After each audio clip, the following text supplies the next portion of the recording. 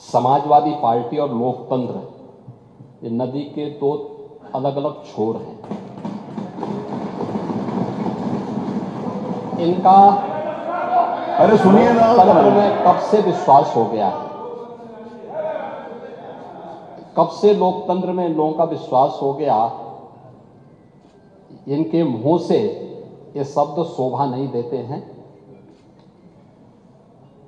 स्वाभाविक रूप से संभल में जो नग्न तांडव इन्होंने समाजवादी पार्टी सरकार के समय किया था, आज जब वहां पर उसका शुद्धिकरण का अभियान चल रहा है, तो अगर आपको हवन डालना है तब तो ठीक बात है, लेकिन अनावश्यक रूप से हर एक जगह न्यूसेंस क्रिएट करना, अपनी नकारात्मकता से उस क्षेत्र के विकास को अवरुद्ध करना, संभल हो, बहराइच हो या गोरखपुर, ये समाजवादी पार्टी हर जगह यही करती है।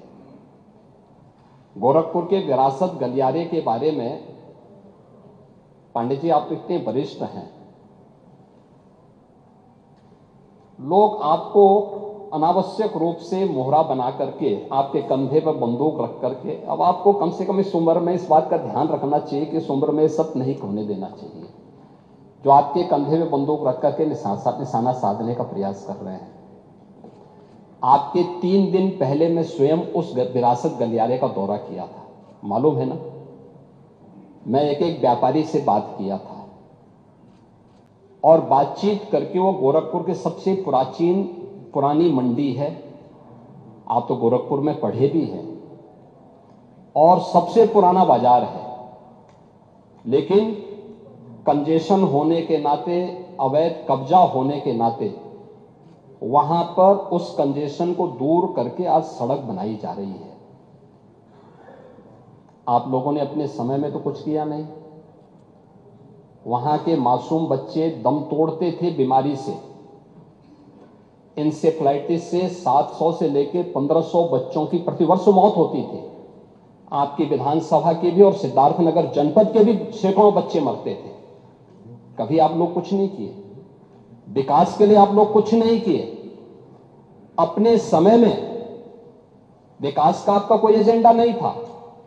और अगर भारतीय जनता पार्टी की सरकार, एनडीए की ये सरकार विकास कराना चाहती है तो आपको इसमें भी बुरा लगता है। और वो विरासत गलियारा उसी पुराने बाजार के पुनरुद्धार करने को, जिससे वहां के, आपको मालूम है वहीं पे गोरखपुर का घंटाघर भी है, गीता प्रेस भी उसी से सटे हुए क्षेत्र में है, और गोरखपुर का सबसे प्राचीन बाजार भी जो मार्केट है उसी से जुड़ा हुआ है। उस मार्ग को बनाने के लिए और एक एक व्यक्ति, एक एक व्यापारी को कंपनसेशन देने के बाद 3 दिन पहले मैंने स्वयं उस क्षेत्र का दौरा करने की बात की थी। उसके बाद राजनीति करने के लिए आप गए थे। भारतीय जनता पार्टी ने नहीं, बल्कि गोरखपुर के व्यापारियों ने आपका विरोध किया था। क्योंकि विरोध इसलिए भी किया था क्योंकि केवल वहीं का व्यापारी नहीं, प्रदेश भर के व्यापारी में समाजवादी पार्टी की चारों सरकारों के समय में जो भय और दहशत था, जो उनसे गुंडा टैक्स वसूली किया जाता था, उसके कारण व्यापारियों में आपके प्रति जो आक्रोश है, बार बार उसका खामियाजा समाजवादी पार्टी को भुगतना पड़ा था। और व्यापारी इसी बात को लेकर आशंकित थे कि उनके विकास के लिए कोई कार्य हो रहा है, उसमें फिर विघ्न बाधा पैदा करने के लिए आप गए होंगे। और व्यापारियों ने इस चीज का विरोध किया था कि भाई आप वहां बिना बुलाए मेहमान आकर के टपक पड़े हैं, विघ्न बाधा पैदा कर रहे हैं, ये नहीं होना चाहिए।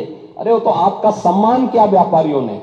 अगर कोई और होता तो बहुत कायदे से उनको सही ढंग से जवाब भी देते, ये मैं विश्वास के साथ कह सकता हूं।